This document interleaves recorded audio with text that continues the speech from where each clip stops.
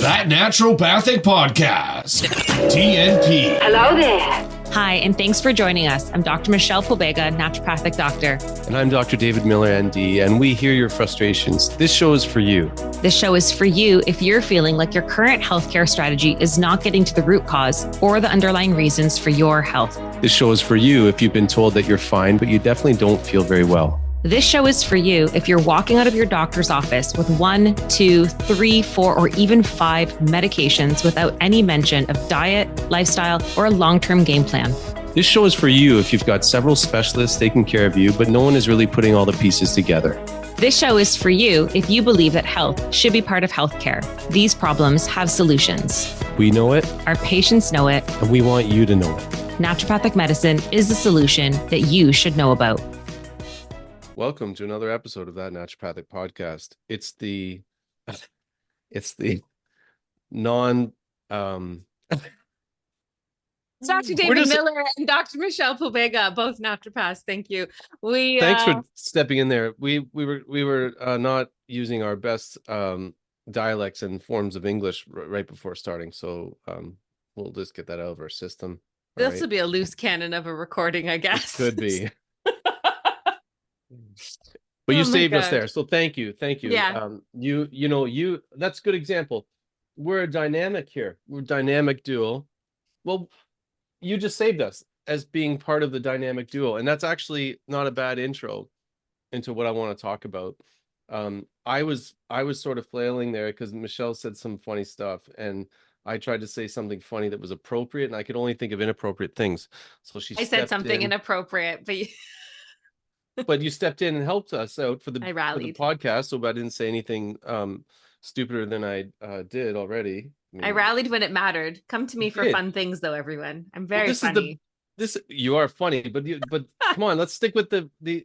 You actually showed that as a duo, the bigger picture is That Naturopathic Podcast. You saved me there, and sometimes part of a dynamic is not so important, and sometimes part of a dynamic is more important. And what I want to talk about today is food sensitivities and how it's a dynamic sort of equilibrium between the actual food and then the receptor of the food, meaning you, but like you could even get a little bit more granular, saying your stomach, your neuro-immune system, right, etc.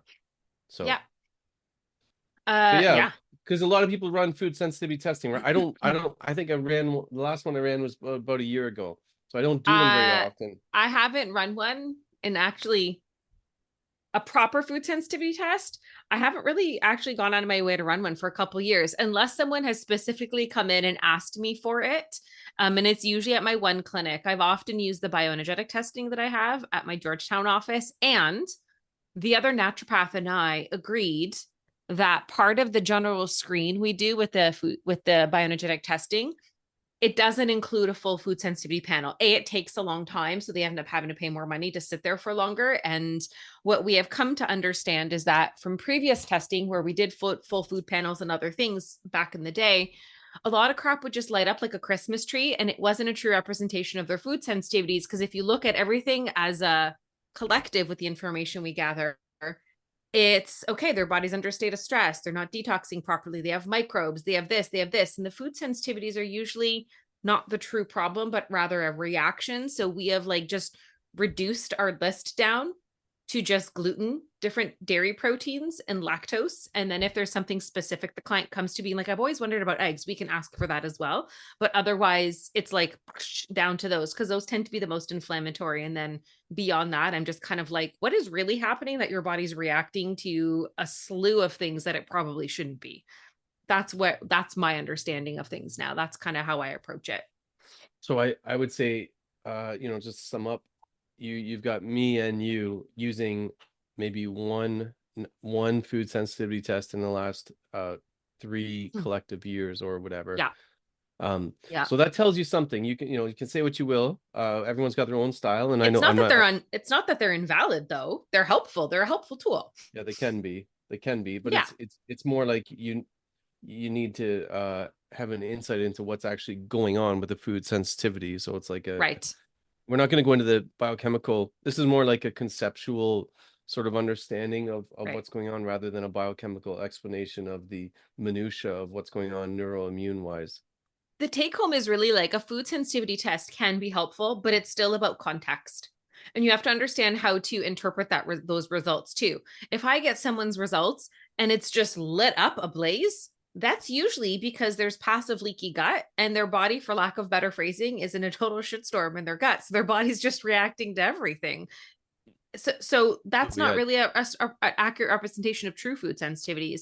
If I'm seeing things like mushrooms and sugars and yeast and all these other things showing up, then I'm like, oh, maybe there's a yeast issue. Maybe there's a candida problem. And then I start thinking, why is the candida overgrown? What caused that to flourish too high? And then it becomes a deeper, you know what I mean? So it's not just the foods, but we like to look at that. And a lot of people come in and be like, well, I want to know what foods I should and shouldn't be eating. And I'm kind of like, cool. But maybe you also have to ask, is my body able to actually break down these foods, assimilate them, and use them correctly? That's kind of what I was, hoping we'd get at, because even if you want to do food sensitivity testing, that's fine. But what's the context behind it? Like you said, so, do you have, if you haven't had a poo in like 15 days, you're bloated all the time, right. You have reflux, there's like, you could go on, like you have all these symptoms that those are going to guide my investigations and treatment more than sending you for a $600 food sensitivity test, which will confirm what I already know, which is that you have a disordered equilibrium of health in your digestive tract, at least, if not beyond that. So I don't know if we need to do it. The vast majority of the time, I don't think we need to do it. That's my again, this is just personal opinion. Yeah. I also understand though, when people come in, they're like, but my bloating is probably related to a food and my acid reflux gets worse when I eat these foods. Totally. And I get that. And I understand that that's an easier link for people to connect the dots on as patients. And I'm never going to discredit their ability to start to connect the dots, but I always try to get them to think bigger picture and context. And I had someone, I think I even talked about this a few episodes back. I had someone come in, was like SIBO. And I was trying to do low FODMAPs, again, dietary stuff. Like what foods is my body sensitive to? And I ended up treating her stomach acid and her bloating went away. That's a high yield and then treatment. it had nothing to do, well, I mean, it had a little bit to do with dysbiotic microbes. It had a little bit to do with maybe the foods she was eating, and we're still supporting those things, but supporting her stomach proper was a massive game changer for her, where she was so preoccupied by, do I kill more mugs and do I eat low FODMAPs and what are the foods that are causing bloating? And we had to shift gears. I mean, the key here is like, what are you doing on the side of the dynamic interaction between the food and the result of symptoms? So like many people you'll talk to, they don't have a problem with the same foods as you. Is it that food is inherently evil? No, it's probably that their system is just better at using that fuel without as many negative consequences. And like a simple analogy I use almost every day in clinic is that, everyone knows someone who's very irritable. They don't like this person, they don't like that person, he's a jerk, she's a this, like everyone irritates them wherever they go. And it's like, at some point you go, you know what, like, you're part of the problem here. It is not like, not everyone is horrible. You are part of the problem.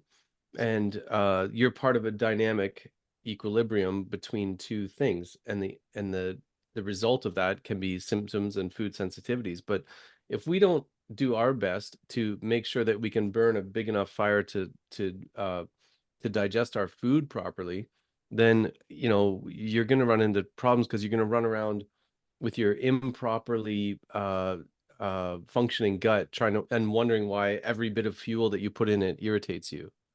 Now, to challenge this conversation in our perspective right now, the quality of our food is actually shit. So I'm sure it is an irritant to people, if you know what I mean. So the thing is there's so many moving parts when it comes to digestive health. It is your nervous system, it's your stress response, it's your emotional state, it's your liver and your gallbladder, it's your gut microbiome. It is, but in addition to that, it is the quality of food. We have degraded the quality of food. And there's a lot of arguments that gluten sensitivity has started to increase because of the excessive use of glyphosate and Roundup on things. And there's some really interesting research going into that right now. So we've hybridized gluten so much that our body doesn't recognize it. Where back in the day, it might have been able to break it down effectively, where now our enzymatic reactions are like, we can only do so much because this doesn't look like what it used to. So to one degree, I also understand that the food system and the food industry is part of the problem, but it's also not the only problem. So I just wanted to put that out there. Yeah. And further to that too, there's always outliers. And so you could make the analogy, continue with the analogy. Okay. So there still are like nasty, horrible people. It doesn't mean that there's no such thing as nasty, horrible people and it's all up to you. It just means there's a sort of variable threshold. And it has you could also, you know, so we're talking about people and being irritable. You can even just talk about like I have a toddler, right? And he's so easy, like his temperament and everything, and he's so regulated. But we were cooking a couple days ago, and because he likes to try and help cook, and I could see I was mixing up the omelet, and he wanted to do it, and he had the little flutter where he almost started to cry. I'm like, okay, he's tired and hungry, or tired or hungry right now. That's it. He's never like that otherwise. So at that point in time, his system was a little more irritable. And that's kind of the same concept, is that you can take, you know, your irritating Uncle John at the family reunion if you've had a good night's sleep and you didn't drink your face off the night before or whatever. So this is the same concept. We're talking about like thresholds of irritation. Does that make sense? Yeah. Also for me, my just from personal experience, God, I don't even know how long ago it was now. I don't know, 2015 or something like that. So it's like almost 10 years ago that I really went downhill with my health, and my digestion was just, it was not good. But I had struggled with what we would probably deem classic IBS, with the bloating and the whatever, for a really long time. And then my body hit a true breaking point. But it happened over the closer, like 6 months into this year of absolute hell for me. There were so many stresses. There was 3 deaths, right? There was, you know, acquiring a business, trying to get that, financial strains, a whole bunch of other things happened. And it was a wildly remarkable year. And then by the end of it, I was like eating my feelings, as the last person who passed away, which happened to be my father, was really sick with brain cancer. And we were on the road to go visit him, and I was eating garbage food, and then I was eating Italian food in like honor of him, and pizzas and whatever. And it was my unraveling, but it wasn't just the foods, right? And I had to go through various things to get my gut health back on track. And I did actually run a food sensitivity at one point, because I had done some antimicrobial cleanses and whatever. I went to the doctor. Some of my levels were completely wackadoodle with standard blood work. Like my thyroid was just out to lunch. Like it was crazy. And I ran a food sensitivity test, and I bit the bullet and I put the money in it, and it lit up like a Christmas tree. So for me, I was like, okay, have a passive leaky gut situation. Things are chronically inflamed. I really scaled it back. I don't have to eat the same way I did back then, but I scaled it back from a digestive standpoint with those foods, because I was like, the less irritation I can give to my body, the better capacity it has to heal. And then any other intervention that I did was more amplified, because it wasn't just like 5 cans of gasoline on a fire. You know what I mean? Like I had to stop pouring gasoline on the fire for me to put it out. And food sensitivities were a piece of that, or just, you know, high food irritations. And I was very careful, but the big thing was working on my stress. That was the one that had more long-standing results. But that was a year from hell. And it wasn't just the foods. It was like the foods were kind of like the straw that broke the camel's back with my emotional eating after, but everything was just terrible leading up to that. So, I mean, I share this because I feel like now when I'm under a chronic state of stress, I notice my digestion change. The last 2 weeks have been a personal shit show for me, and my digestion has changed, and I have to be careful. So that means that from a foods perspective, I'm eating a little bit more cleaner. I'm being more mindful, because I don't want to add insult to injury while I'm going through this healing process. So foods do play a role. I'm not trying to negate that, but also you have to understand, it's always about the context, guys. And when my body's stressed for whatever reason, my digestion is usually the first thing to show me that I'm not taking care of myself. And that's how I know things. Right. And it's not just about the foods. It's about how can I regulate my nervous system? Am I getting enough sleep? Well, that's what like, you actually delineated further. You said it's not just about the foods. We've sort of established that. Yeah.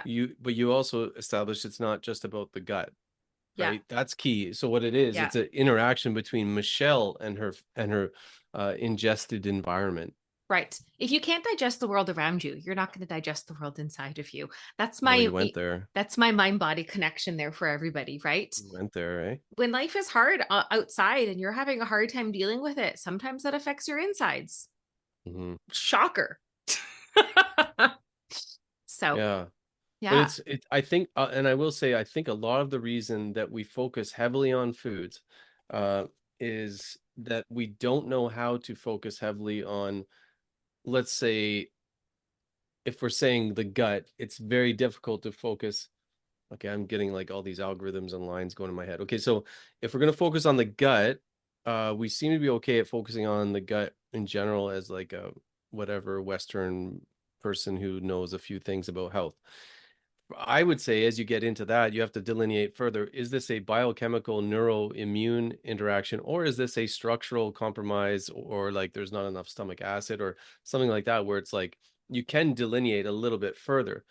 But what the other reason that it's difficult is then we can say, okay, it's an interaction between the food and our whole health. Well, you and I know we've been working for a long time to try and treat people's whole health, whole body, whole health. Well, whole health means to make whole. So so that's difficult, imprecise work that requires some sort of maybe intuition, inspiration, and interaction with other humans at times. So both of those are difficult, right? So that's more difficult than saying, oh, I did this test and it says I cannot eat corn, I must avoid corn forever. That's so easy.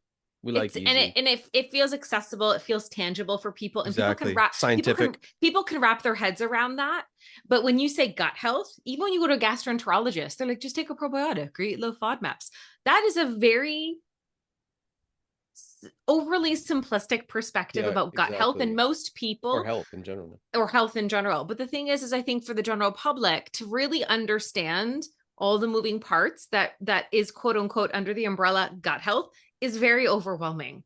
And we as practitioners still don't know, because the science is still not caught up with reality, right? So it does feel overwhelming. And I think that's too difficult for people to conceptualize. They think gut health, they're like, oh, I took a probiotic, but they forget about the liver, they forget about the gallbladder, they forget about the pancreas, they forget about stomach acid, they forget about chewing, for God's sakes. You know what I mean? And then you take it, like you said, to neurological, emotional. And I think the other thing too is when people are under a state of stress, it's hard for them to think that they might have any kind of control over that stress. And there are some things in our external environment that we might not be able to control or manage. So being able to focus on food, which is something you can control, seems a lot more tangible. Exactly. Right. Exactly. So there's no shame. I guess what we're saying is no shame in doing it. It's just, we can do better. It's human nature. It's hard to do the other side of the, well, Yeah, it's hard to look at yourself and be like, am I the problem when it comes to my stressors? Because that's what I had to do. And even if, exactly. But even if you limit, is my gut and digestive system the problem? Then now you've done visceral manipulation 1. Now you know how much you didn't know. Okay, so structure is that important. Like it is so bloody important. And then it's so hard to do really well. Like I struggle with it every day. I get great successes, but I struggle with it every day because it's, it's difficult work. It really is, but it's hugely important. So I think that's why we focus a lot on like no slamming food sensitivity, just saying it doesn't work for me as a way of understanding the dynamic between the person and the food. As a $600 investment, I feel like I'd rather this person talks to you about the way that things are in their life and the basics that they can do first and all that. Before. Yeah. And I feel like sometimes when it comes to the digestive stuff, and if we want to focus on foods, sometimes it's also just about being logical. Like maybe drink less alcohol, eat less sugar, eat less processed foods, start eating more Yeah. whole foods. If you're having a hard time with raw vegetables, eat more cooked vegetables for now. You know what I mean? And for the most part, gluten and dairy have been completely bastardized in society. So sometimes people need a break from one or both, one or the other or both, right? Yeah. Those would be my first steps. Are you hydrated enough? Are you sleeping? And then are you snacking all the time? Because that's a big one too. It's not that you have a food sensitivity, it's that you're just eating constantly. So your digestion never gets a break to reset. So there's a lot of different things that might be part of it. Foods do play a part, but they're just not the only pieces of the puzzle. But I understand why human nature is to tack on to what feels tangible and accessible to them. So that's totally cool. Totally But get it. yeah. I guess I run into a sustainability issue if I troubleshoot it too. Another reason I find is that you run into a sustainability issue. You know, like depending on where you live and all that. Like I'm not going to tell someone in Aquila to be a vegan. I wouldn't think that's a smart thing to do. You are more likely to succeed as a vegan near, you know, more in warmer climates, Warmer right? tropical like climates. Yeah. Yeah, An like you just abundance of want, yeah. fresh fruit where it's enzymatically active and And like, then there's that too. And then like, so then if you're running around avoiding, oh, so I got my food sensitivities, I got 18, 25 items on there I'm not supposed to eat.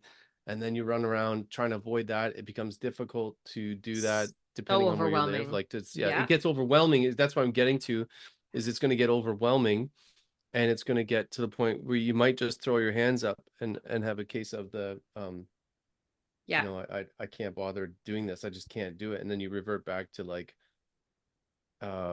some easier standard, because it's hard to do that. I think that's also the responsibility of like the practitioner. Like if someone comes in and Agreed. wants to run a food sensitivity panel, I'm not necessarily going to say absolutely not. I'll be like, hey, if you're curious about your health, we can run that. Here's how much it costs, and if you want that as a worthy investment to your health, let's go for it, right? Like I'm not opposed to doing it. But it's also a matter of educating the patient. Like let's just say 25 things do come up. I'll tell them their true food sensitivities might be like 1, 2, or 3 of those things. Yeah. Maybe even 4 or 5 for a longer period of time. But if we're doing our work correctly, and as we avoid those foods, we do all the other things that need to be lined up, we will probably be able to reintroduce 75% of those foods back in.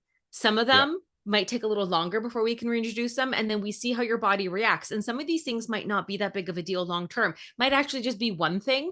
And then some of those, like 2 or 3 things, you just have to like not overdo it. One thing you have to avoid, the other things might be moderate, and everything else is fine. Again, I think it's about educating patients that food sensitivities aren't like that one test does not mean a life sentence. And it's a matter of being strategic about how you use that information. And that eventually we're going to try to reintegrate most of those foods back in. Right. And that's, I think, the part of the practitioner that's really important, to make sure that the patient is aware that this isn't just like, okay, here you go. Good luck with that. Yeah. Like, Good luck just avoiding 27 foods that are common forever. Yeah. You know, I compare food sensitivities, or maybe labs in general, or like picture day. You know, it's if you know it's picture day, and you go and you drank your face off and you didn't get any sleep and you got your mustard stained shirt on and you didn't comb your hair and all that, and are you surprised that your pictures don't look very good? Like, so if you're in a, that goes back to the original thing I was saying, like if you have all these signs and symptoms of you know, problematic guts, maybe you can address them first, clean up before picture day, I guess, is the way what I'm getting at. Yeah. Yeah. I agree. Makes sense? Yeah. I hope so. I've told a lot of patients that, so I hope so. Oh my goodness. All right. Well, here's the thing, guys. Food sensitivity testing isn't necessarily a wash, but it's also not the end all be all. You still have to put things in context. Like everything Dr. Dave and I talk about, a test still needs to be put in context, test results, regardless of what that test result says. But yeah. Thanks for reeling me in today, Michelle. My pleasure. And now that we stop recording, I'm going to say more inappropriate things. Okay, bye. We're going to start talking about other things. Bye. Have a good week, everyone. Bye, everyone.